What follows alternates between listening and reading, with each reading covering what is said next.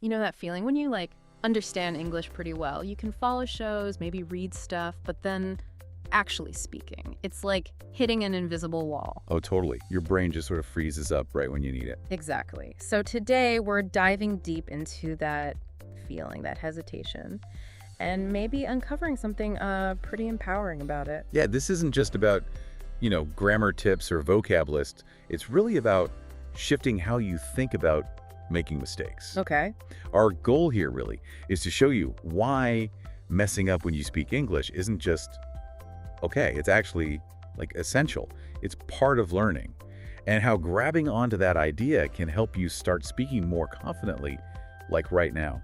And for this deep dive, we've been looking at this really great discussion over on the Easy English Talk YouTube channel. Right, that episode, Start Speaking Now, Fix Your Mistakes Later. Yeah, that's the one. They have some really practical, down-to-earth advice, lots of encouragement, it felt really relevant. Oh, definitely. So if you've ever thought, oh, I just need to be 100% sure before I open my mouth, or, the idea of someone hearing your accent makes you just clam up, then this conversation is absolutely for you. We're going to unpack why those feelings happen, which is normal, but also maybe why they're not really helping you move forward. Okay, let's get into it then. That fear, the fear of speaking, it's almost universal for learners, isn't it? It really is. Yeah. You've got the words somewhere in your head, but actually saying them out loud feels like this giant chasm you have to jump over. So what's driving that usually? What are the main things? Well, a big one is definitely that fear of getting it wrong. Not sounding perfect. We worry people will judge our grammar or how we say things. Yeah, the pronunciation police are going to get you. Exactly. And the Easy English Talk guys, they shared this story about a student, right? She felt super self-conscious about her accent. Like everyone was just listening for mistakes. Ooh, I know that feeling. Like you're under a microscope. And I think maybe some of that comes from school, where getting the right answer was everything. Could be. But the point they made, which is so important, is that in the real world, most people aren't like that at all. They're usually just happy you're trying to communicate in their language. They're supportive. That's such a good reframe. Because, think about it the other way around. If someone's trying to speak your language, mistakes and all. Right. You usually just want to help them, right? You want to understand them. It's not about perfection. It's about making that connection. Totally. And you hear it all the time, don't you? Oh, I'm just not ready yet. I need to learn more first. Mm-hmm. That waiting to be ready trap. Yeah. But Easy English Talk, they had such a blunt take on that. They basically said, if you wait until you're ready, you'll wait forever.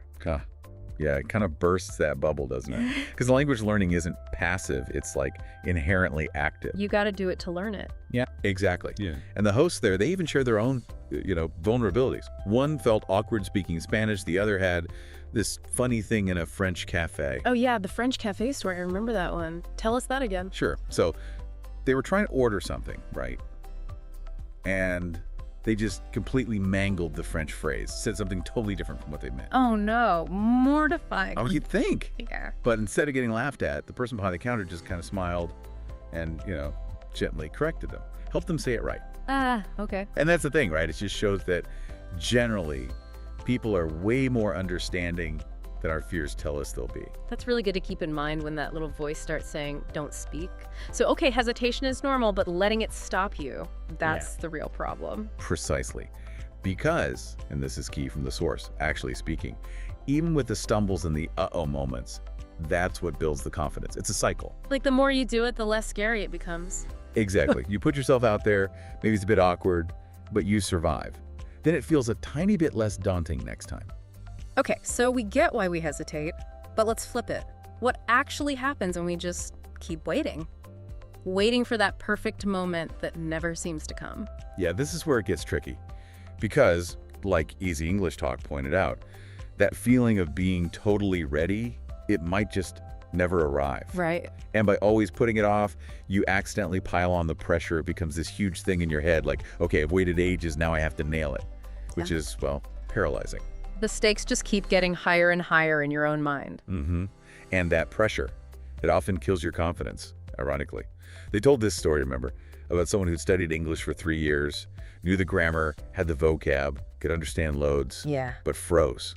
Completely froze when someone just asked them a simple question. Couldn't get a word out. Wow. That really shows it, doesn't it? All that knowledge locked away because the speaking part wasn't practiced. Makes you think what they missed out on. And that was exactly the point Easy English Talk made. You miss chances for friendships, asking important questions, maybe even job opportunities.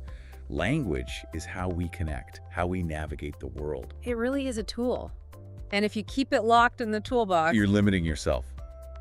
But maybe the biggest insight, the most crucial bit, was that speaking isn't just the result of learning.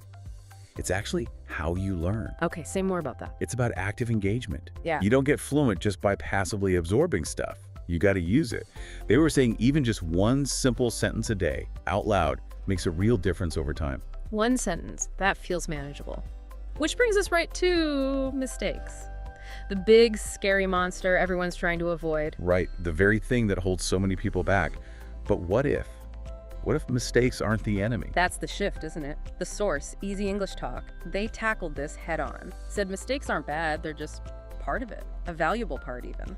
Exactly. Yeah. They framed it as a sign you're trying. You're pushing yourself. It's not failure, it's activity. Like, if you're never making mistakes, are you even stretching yourself? Good point. Probably not. And they use that brilliant analogy, little kids learning to talk. Think about it. Toddlers say things like, I got, or Yeah. pronounce words all funny. Yeah, all the time. It's kind of cute. Right. And we don't freak out. We just gently correct them, like, oh, you mean you went, and they just absorb it. There's no shame attached. True. We see it as just learning, developing. And fundamentally, that's how our brains work. Trial and error, feedback. They even shared that funny story, the personal one, about mixing up German words. Was it bread and bride? Ah, yes. Accidentally trying to buy a bride at the bakery instead of a loaf of bread. Oh my gosh. You'd remember that mistake, wouldn't you? Definitely. For life. And that's the point. Those moments may be a bit embarrassing then, but they stick with you. They teach you. Mistakes are, as they put it, like little teachers. Little teach. I love that. It just changes the whole feeling around messing up. And again, they kept stressing. Most people are cool about it. They don't expect perfect English. Just trying. That's impressive enough for most folks. Be proud of that. So that really powerful line they had, summing it up, about mistakes and progress. Yeah, it was simple but strong. Mistakes, progress. Every single one you make is a step forward, not backward. Okay, I'm sold. Mistakes are good, or at least necessary. Part of the deal. So if that's true, what's the actual secret sauce then? How do we get more confident, maybe even learn faster? Well, the secret, according to Easy English Talk, isn't really a secret at all. It's just speak early and speak often. Simple as that. Simple to say, harder to do consistently.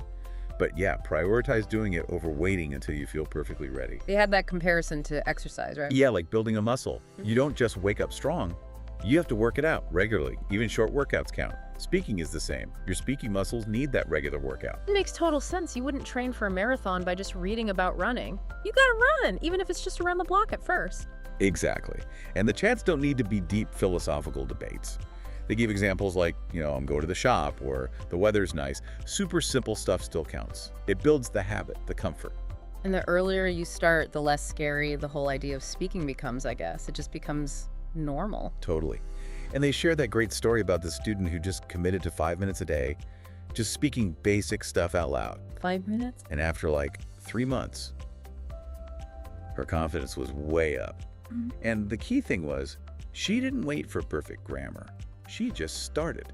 That's really inspiring. 5 minutes feels doable, not overwhelming. And doing that regularly, it does something in your brain, too. It helps connect the words faster. You start moving away from translating everything in your head. That dreaded translation step. And start actually thinking and producing in English more naturally. It's intuitive. So it's about shifting from just understanding passively, like reading or listening, Right, which is important, but different. to actively producing the language, speaking it. That's where the real fluency happens. That's what they argued, and it makes a lot of sense. Active use is key. Okay, so speak early, speak often, crucial. But Yeah. what if you don't have anyone to speak with? That's a real barrier for some listeners, right? What can you actually do on your own? That's a really fair question. Yeah. And yeah, Easy English Talk had some solid practical tips for exactly that. For solo practice. Right. I remember they had some simple, but probably quite effective ideas. What were some of the main ones? Okay, number one, and maybe the easiest, just talk to yourself. In English. Like out loud. Yeah, it feels weird at first, maybe, but it works. Describe what you're doing. Okay, I'm making tea now. Narrate your day. Talk about your plans. Tonight, I think I'll watch a movie. Giving yourself your own little English commentary track. Pretty much. It gets you practicing forming sentences on the fly, building that internal confidence. Another good one, read English text out loud. From like a book or an article? Anything. Got it. Books, news websites, even your own study notes. The focus is on pronunciation, getting your mouth used to making the sounds. And didn't they suggest recording yourself doing that? They did, recording your voice. Yeah. Yeah, it can feel a bit cringy at first, listening back, but it's super useful. You can actually hear where you might be stumbling or where your pronunciation needs work. Plus, you can track your improvement over time, which is motivating. Okay, that makes sense. And what about mimicking native speakers? Shadowing, I think they called it. Yeah, shadowing, that's a great one. You basically listen to a short bit of English, maybe from a video, podcast, whatever, and you immediately repeat it. Like an echo. Exactly like an echo. Try to copy everything, the rhythm, the intonation, the pauses, the musicality of it. It really helps you sound more natural. Right, you're getting the flow, not just the words. Then lastly, they mentioned using tech. There are apps, chatbots you can practice simple conversations with, tools for pronunciation feedback. Even just using voice to text on your phone can show you if you're being understood. Loads of options then, really, even if you're practicing alone. Totally. The main thing, the big takeaway for solo practice is just doing something. Actively speaking.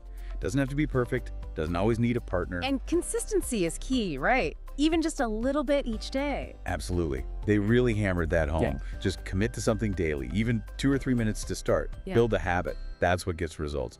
They even said, try saying something in English right after listening to them. Good challenge.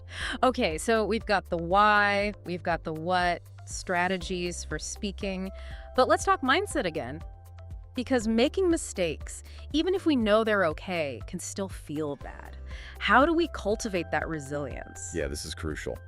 Because knowing mistakes are normal doesn't magically make them feel comfortable all the time. Right, you still might feel that little sting of embarrassment. Exactly. So, first reminder, everyone makes mistakes.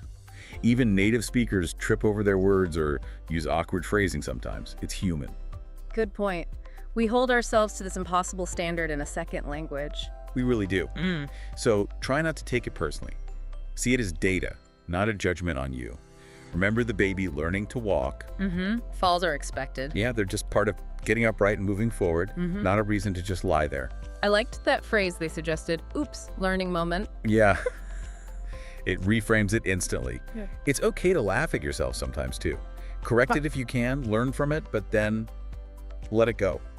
Move on.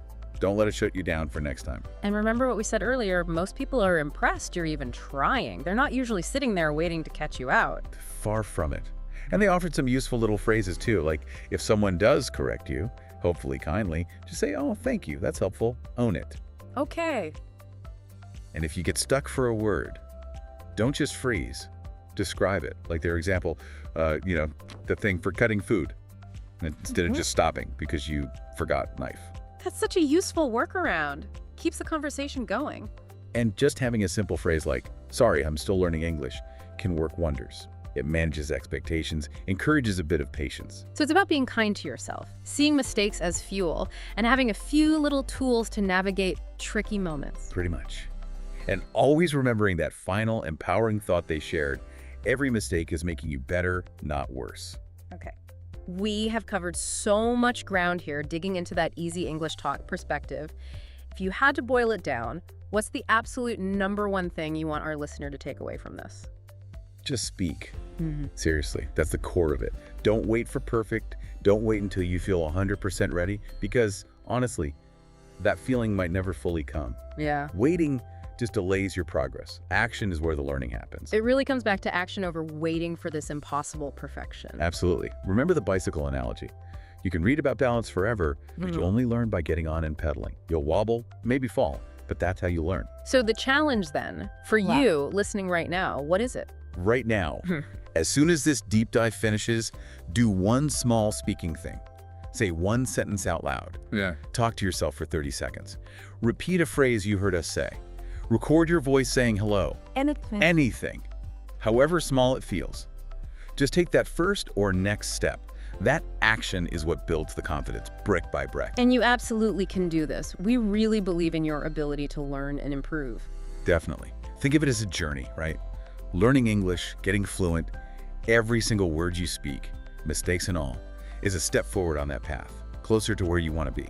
So keep listening, keep practicing, and really truly believe in yourself. Make sure you subscribe so you catch our next deep dive. Maybe share this with a friend who's also learning. And hey, leave us a comment. Tell us that one small speaking thing you're going to do today. Yeah, we'd love to hear it. Until next time, stay confident, stay curious, and most importantly,